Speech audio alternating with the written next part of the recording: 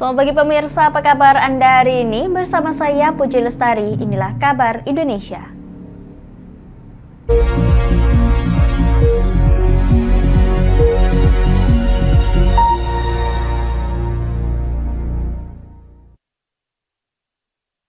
Pemirsa, Direktorat Reserse Kriminal Khusus Ditreskrimsus Polda Jawa Tengah mengungkap kasus tindak pidana yang berupa penimbunan bahan bakar minyak atau BBM bersubsidi jenis solar di wilayah Brebes. Dalam kasus ini tersangka membeli solar bersubsidi di sejumlah SPBU di wilayah Brebes untuk ditimbun dan kemudian dijual kembali dengan harga solar industri kepada sejumlah nelayan setempat. Memberikan panduan kepada anak-anaknya, jauhkan dari RW. Direktorat Reserse Kriminal Khusus atau Ditreskrimsus Polda Jawa Tengah mengamankan seorang tersangka berinisial AB, warga Kecamatan Pulakamba, Kabupaten Brebes, karena terlibat dalam kasus tindak pidana penimbunan bahan bakar minyak BBM bersubsidi jenis solar. Tersangka AB ditangkap petugas pada awal Juni 2023. Di Reskrimsus Polda Jawa Tengah, Komisaris Besar Polisi Dwi Subagio, saat rilis ungkap kasus di Kota Semarang pada Senin 30 Oktober menjelaskan, pengungkapan kasus tindak pidana penimbunan solar bersubsidi ini bermula dari adanya surat aduan Badan Pengatur Hilir Minyak dan Gas Bumi atau BPH Migas atas adanya dugaan penyalahgunaan BBM bersubsidi jenis solar di wilayah Kabupaten Brebes. Dari pantauan di lapangan, petugas Ditreskrimsus Polda Jateng menemukan sepeda motor yang dimuati jerigen yang tengah melakukan pembelian solar subsidi di sejumlah SPBU. Dari hasil penyelidikan tersebut, petugas akhirnya menemukan sebuah gudang yang berlokasi di Dusun Sidoan, Desa Pangsri, Kecamatan Pulakamba, Kabupaten Brebes, yang dijadikan sebagai tempat penimbunan solar subsidi hasil pembelian tersebut. Menurut Dwi Subagio, tersangka melakukan pembelian BBM subsidi jenis solar di SPBU menggunakan surat rekomendasi pembelian solar subsidi yang dikeluarkan Dinas Perikanan Kabupaten Brebes. Solar subsidi yang telah dibeli itu ditampung untuk kemudian dijual kembali oleh tersangka kepada nelayan di wilayah Tegal dan Brebes dengan harga solar industri atau lebih mahal dari harga pembeliannya.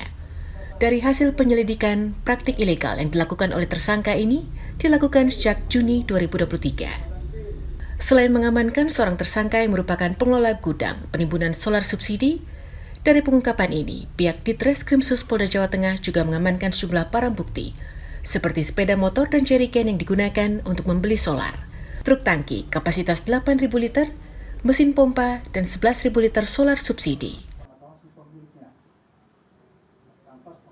Polanya pada saat pengambilan di SPBU, bahwa para orang yang mengambil di SPBU ini, dia menggunakan kartu rekomendasi dari Dinas Perikanan yang digunakan khusus untuk nelayan-nelayan. Dia menggunakan rekomendasi itu, kemudian diambil dan dijual-belikan ke gudang ini. Jual beli terakhirnya adalah tujuannya kepada nelayan-nelayan yang ada di wilayah Tegal dan Tegal. Dari praktik melanggar hukum ini, tersangka dijerat dengan pasal 55 Undang-Undang Nomor 22 Tahun 2021 tentang minyak dan gas bumi dengan ancaman pidana maksimal 6 tahun penjara.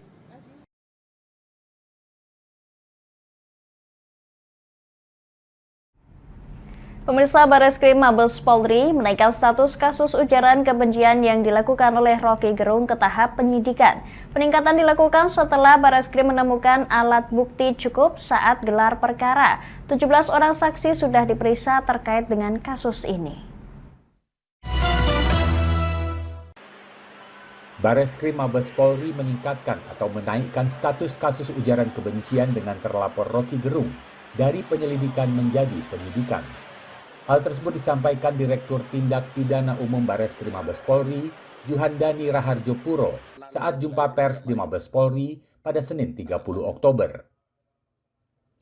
Peningkatan status ini dilakukan setelah Mabes Polri menemukan alat bukti yang membuktikan adanya kasus tindak pidana.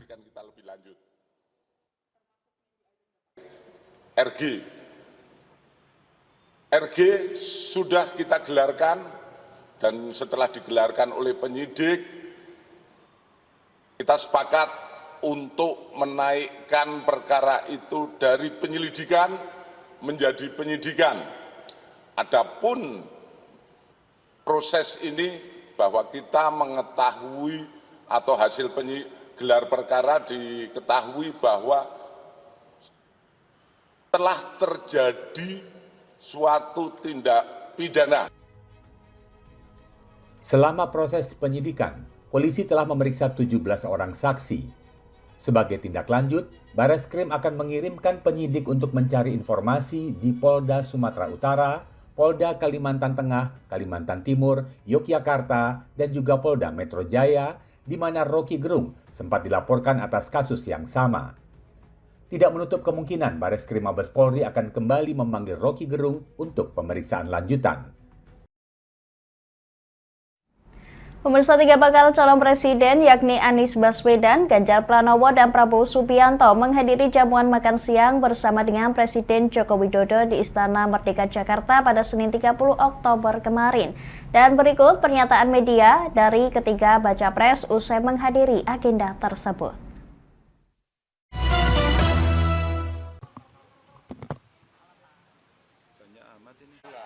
Tiga bakal calon presiden yakni Anies Baswedan, Ganjar Pranowo, dan Prabowo Subianto menghadiri agenda jamuan makan siang bersama Presiden Joko Widodo di Istana Merdeka Jakarta pada 30 Oktober. Usai makan siang, ketiga baca pres mengatakan pertemuan dengan Presiden adalah untuk membahas pemilu yang damai, tertib, dan netral bagi aparat. Jadi bagus ya, kita juga dalam suasana yang akrab, dan tadi kami juga ucapkan terima kasih diundang. Kalau nggak diundang kita jarang bisa kumpul ya. Begitu. Saya kira demikian ya. Jadi beliau juga berharap suasana bagus dan kita juga berharap suasana baik. Hanya kami tadi sampaikan kepada beliau bahwa kami sering bertemu dengan banyak orang-orang yang sayang pada Pak Presiden. Dan mereka-mereka yang sayang ini menitipkan pesan untuk Bapak Presiden bisa menjaga netralitas dan menegaskan kepada seluruh aparat untuk menjaga netralitas.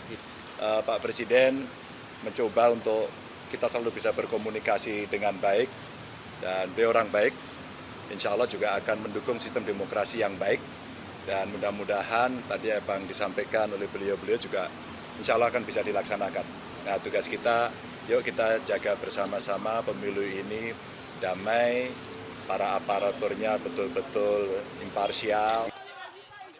Ketiga baca pres menghadiri jamuan makan siang bersama Jokowi sekitar pukul 1 siang waktu Indonesia Barat. Suasana hangat dan akrab tampak pada pertemuan tersebut. Pemirsa, kami akan kembali setelah jeda pariwara berikut ini. Tetap bersama kami di Kabar Indonesia.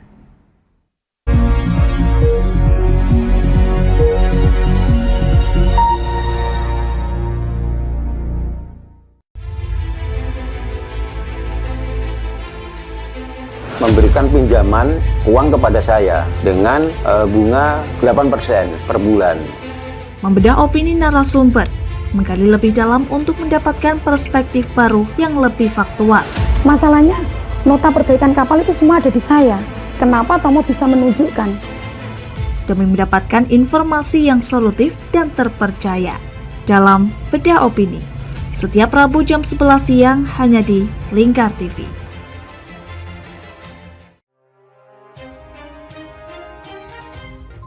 Inilah ketiga anggota komplotan pencuri spesialis pecah kaca mobil setelah melakukan penggelapan 20 sepeda motor dan 2 unit mobil dengan modus retal.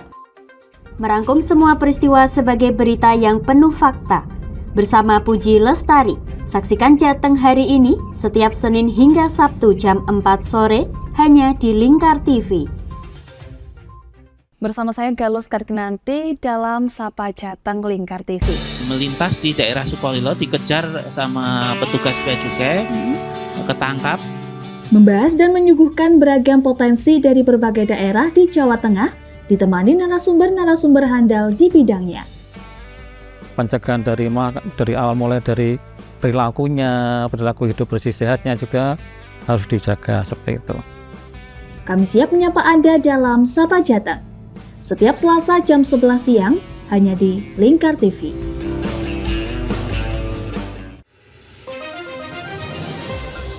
Modus kedua pelaku ini berpura-pura kehabisan bahan bakar kendaraan. Setelah pelaku dibantu, mereka kemudian melakukan kekerasan dan mengambil paksa sepeda motor korban. Saat tiba di lapangan terbang Okbab, rombongan langsung dihadang 5 orang yang mengaku sebagai anggota KKB. Yakni melakukan bujuk rayu kepada korban yang merupakan santriwati pada momen kegiatan belajar mengajar khusus. Menyajikan informasi-informasi hangat dan terpercaya bersama Kabar Indonesia setiap Senin hingga Sabtu jam 7 pagi hanya di Lingkar TV.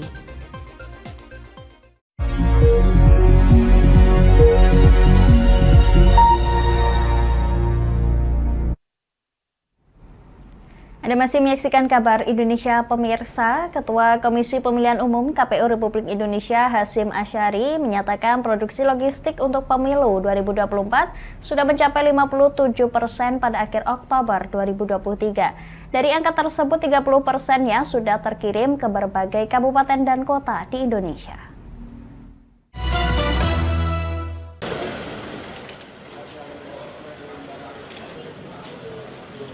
Ketua Komisi Pemilihan Umum KPU RI Hasyim Asyari menyatakan produksi logistik untuk kebutuhan pemilu 2024 sudah mencapai angka 57% pada akhir Oktober 2023. Setelah kegiatan pelantikan 435 anggota KPU daerah di Jakarta pada Senin 30 Oktober, Hasyim Asyari menjelaskan logistik yang sudah diproduksi pada tahap pertama diantaranya kotak suara, tinta hingga segel. Khusus surat suara, tahapan produksinya masih menunggu penetapan daftar calon tetap atau DCT para peserta pemilu oleh KPU. Hasyim menambahkan, surat suara akan mulai dicetak pada 10 November, setelah adanya penetapan DCT calon legislatif seperti DPRD Kota, Kabupaten, DPRD Provinsi, hingga DPR RI. Tahap pertama, pengadaan logistik tahap pertama kan untuk beberapa jenis ya, kotak suara, kemudian bilik suara, tinta, segel, itu di tingkat produksinya sudah di atas 57% ya per hari kemarin produksinya, dan kemudian untuk pengiriman sudah di atas 30%, dan yang sudah diterima oleh teman-teman KPU Kabupaten Kota sudah di atas 25%. Hasyim juga mengimbau para anggota KPU agar segera berkoordinasi dengan partai politik peserta pemilu guna meminta persetujuan desain surat suara sehingga bisa segera dicetak. Pemirsa, pembangkit listrik tenaga sampah PLTSA Putri Cempo yang terletak di Mojosongo, Kota Solo resmi beroperasi pada Senin 30 Oktober. PLTSA Putri Cempo mampu menghasilkan 8 MW listrik dari pengolahan sampah lama maupun sampah baru yang menggunung di TPA Putri Cempo. Sebesar 5 MW daya listrik yang dihasilkan di PLTSA ini akan dijual ke PLN.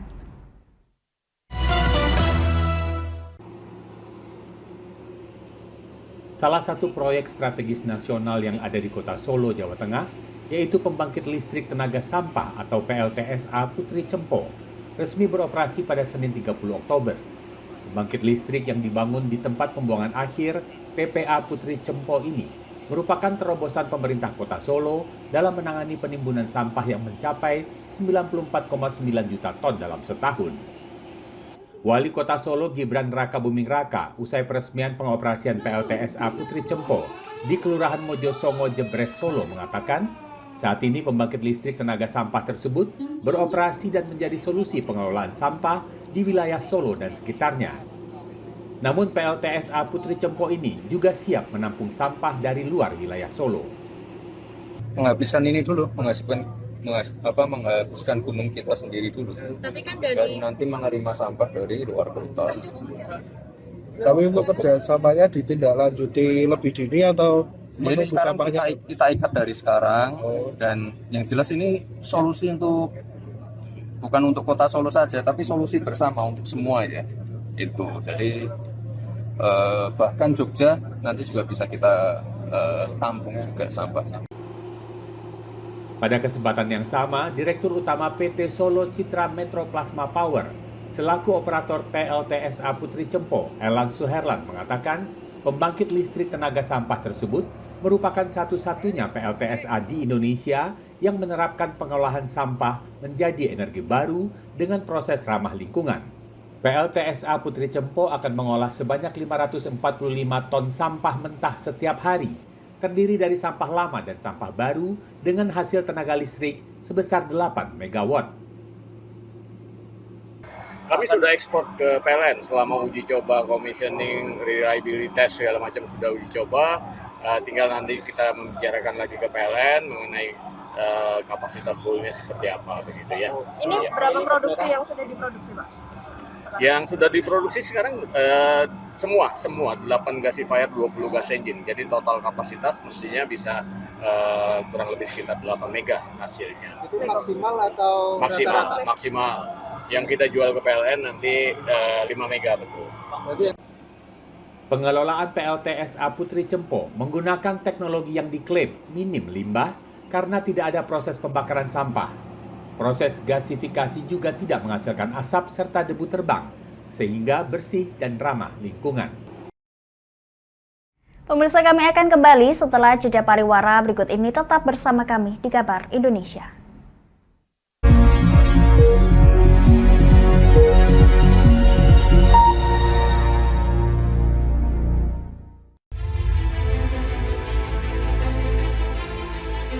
Memberikan pinjaman uang kepada saya dengan bunga 8% per bulan. Membedah opini narasumber, menggali lebih dalam untuk mendapatkan perspektif baru yang lebih faktual. Masalahnya, nota perbaikan kapal itu semua ada di saya. Kenapa Tomo bisa menunjukkan? Demi mendapatkan informasi yang solutif dan terpercaya. Dalam Bedah Opini, setiap Rabu jam 11 siang hanya di Lingkar TV.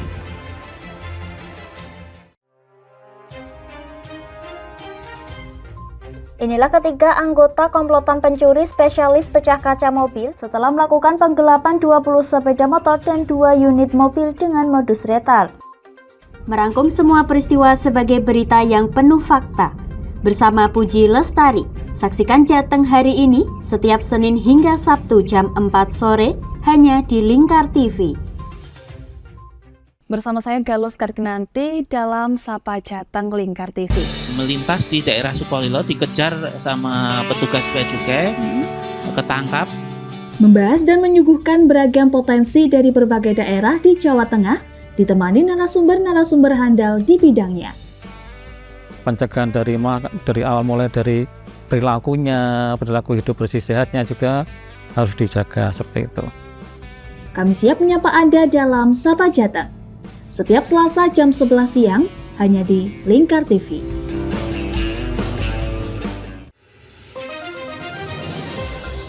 Modus kedua pelaku ini berpura-pura kehabisan bahan bakar kendaraan.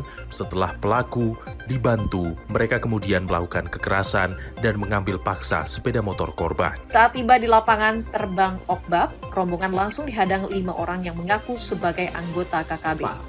Yakni melakukan bujuk rayu kepada korban yang merupakan santriwati pada momen kegiatan belajar mengajar khusus. Menyajikan informasi-informasi hangat dan terpercaya bersama Kabar Indonesia setiap Senin hingga Sabtu jam 7 pagi hanya di Lingkar TV.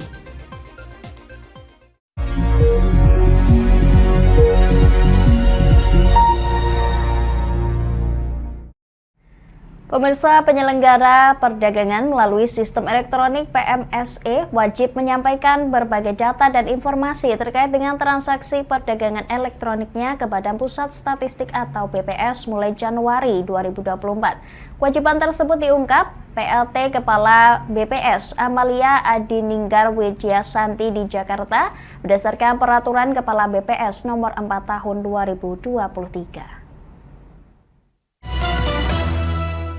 Data dan atau informasi mulai awal tahun 2024, penyelenggara perdagangan melalui sistem elektronik atau PMSE wajib menyampaikan berbagai data dan informasi terkait dengan transaksi perdagangan elektroniknya ke Badan Pusat Statistik. Seiring diterbitkannya Peraturan Kepala BPS Nomor 4 Tahun 2023 tentang penyampaian dan pengolahan data dan atau informasi perdagangan melalui sistem elektronik. Data dan informasi yang wajib disampaikan, antara lain keterangan umum perusahaan, tenaga kerja, pendapatan dan pengeluaran, kategori produk, kategori wilayah, transaksi, metode pembayaran, serta jumlah penjual dan pembeli. Data tersebut, seperti dikatakan pelaksana tugas Kepala BPS, Amalia Adininggar, dalam sosialisasi peraturan tersebut di Jakarta pada 30 Oktober akan digunakan pemerintah untuk merumuskan berbagai kebijakan berbasis data dan fakta yang akurat untuk perkembangan ekonomi Indonesia. Peraturan tersebut menurut Amalia bukan hanya milik pemerintah, melainkan milik seluruh pihak yang berkepentingan terhadap kemajuan perdagangan melalui sistem elektronik. Dengan mempertimbangkan bahwa transaksi digital berpotensi besar menjadi akselerator perekonomian Indonesia di masa datang, maka pemerintah tentunya perlu memiliki data yang akurat.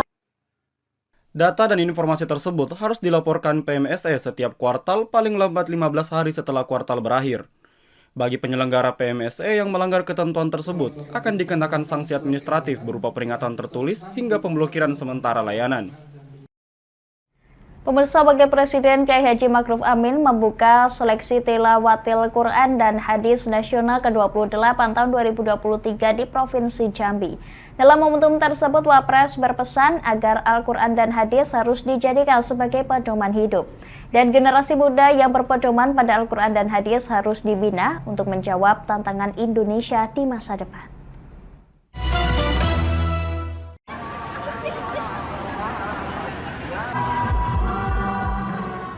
Wakil Presiden Ma'ruf Amin membuka seleksi tilawatil Quran dan Hadis STQH ke-27 secara nasional yang digelar di X Arena MTQ Provinsi Jambi pada Senin 30 Oktober malam.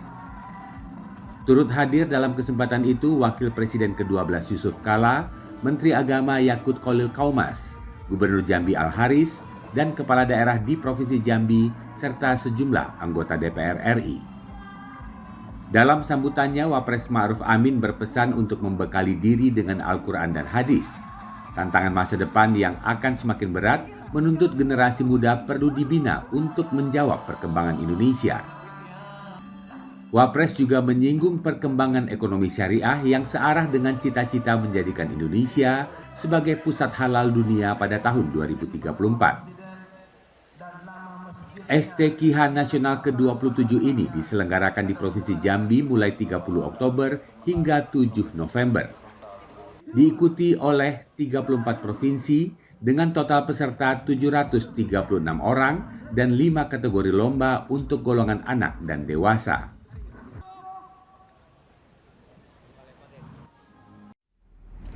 Demikian kabar Indonesia, pemirsa. Nantikan kabar Indonesia selanjutnya hanya di Lingkar TV. Saya Puji Lestari pamit dari hadapan Anda. Selamat melanjutkan aktivitas Anda. Selamat pagi dan sampai jumpa.